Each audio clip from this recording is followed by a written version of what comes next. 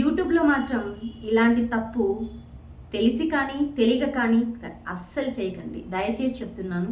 ఎందుకంటే నేను చేసిన తప్పు మీరు చేయడం వల్ల మీ ఛానల్కి ప్రాబ్లం అవుతుంది. ఏంటక్క నువ్వు చేసిన తప్పు అని అని అనుకుంటున్నారా? అందరూ అడుగుతున్నారు, ఎందుకు నీకు యూట్యూబ్ పేమెంట్ రాలేదు, ఇన్ని రోజుల నుంచి మీరు కష్టపడుతున్నారు కదా, ఎందుకు పేమెంట్ రాలేదు అని చాలామంది లైవ్లకు వెళ్ళినప్పుడు కానీ నా లైవ్లో వచ్చినప్పుడు కానీ చాలామంది అడుగుతున్నారు. ఇదే కారణము. నేను గంటలు గంటలు లైవ్లో కూర్చొని చేసిన సందర్భాలు చాలా ఉన్నాయి. 2 నెలలకి నాకు మానిటైజేషన్ అనేది అయ్యింది నా ఛానల్కి. ముందు ఒక ఛానల్ ఉంది, అది డిలీట్ అయిపోయింది. ఇది నా సెకండ్ ఛానల్.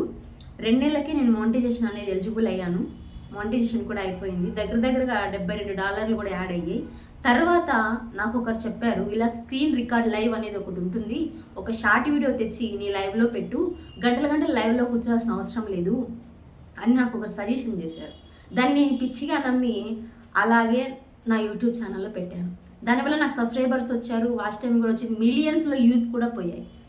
కానీ $130 కంప్లీట్ అయిన తర్వాత ఆ మరుసటి రోజే వెంటనే నాకు నా డాలర్ సింబల్, నా మానిటైజేషన్ అనేది వెళ్ళిపోయింది.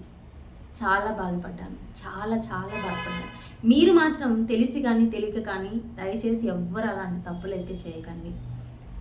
మీ ఛానల్ మీరు చాలా కష్టపడితేనే మానిటైజేషన్ అనేది ఎలిజిబుల్ అవుతారు.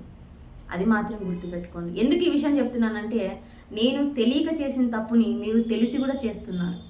కాబట్టి ఎవ్వరే కానీ ఇలాంటి పనులైతే చేయకండి. యూట్యూబ్ చేయడం అనేది ఆషామాషి కాదు. అందరూ అర్థం చేసుకుంటారని ఆశిస్తున్నాను.